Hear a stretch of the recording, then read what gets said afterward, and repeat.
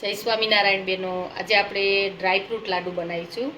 તો એના માટે મેં લીધું છે કાજુના નાના ટુકડા છે, પછી બદામની કતરણ છે, પિસ્તાની કતરણ છે, કાજુ બદામ પિસ્તાનો પાવડર લીધો છે, લીલું સૂકું કોપરું લીધું છે, પછી તલ લીધા છે, સૂંઠ પાવડર છે, ગોળ છે, સિંગનો ભૂકો છે અને ઘી છે.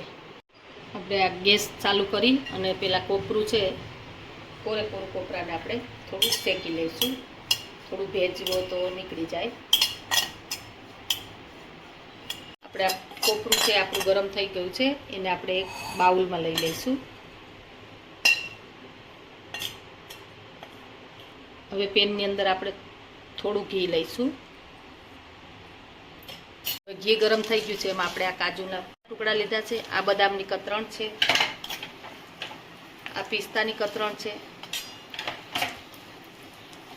અને આ તલ છે.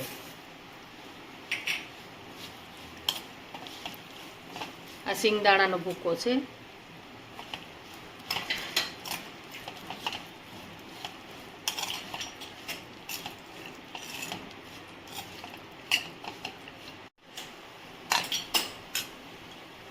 હવે આપણે આ બધું શેકાઈ ગયું છે, એને પણ આપણે આ કોપરાની સાથે બાઉલમાં લઈ લઈશું. હવે આપણે થોડું ઘી લઈશું આમાં, અને આપણે આ ગોળ છે, ગોળ લઈ લઈશું. હવે ગોળને આપણે મેલ્ટ થાય એટલું જ ગરમ કરીશું. આ ગોળનો પાયો આપણે થઈ ગયો છે, એની અંદર આપણે આ કાજુ બદામ પિસ્તાનો પાવડર નાખીશું અને આ સૂંઠ નાખીશું.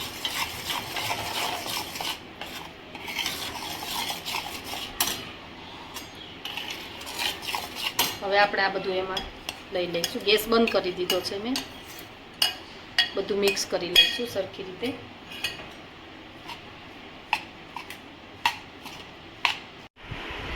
હવે આપણા બેટર ઠંડુ થઈ ગયું છે. આપણે હાથમાં થોડું ગરમ લાગે એટલે હાથમાં સહેજ પાણી લગાવી અને નાના નાના લાડુ આપણે બનાવીશું. તો તૈયાર છે આપણા ડ્રાયફ્રૂટ લાડુ. જો તમને મારી રેસીપી ગમી હોય તો લાઈક, શેર અને સબસ્ક્રાઈબ કરવાનું ભૂલતા નહીં.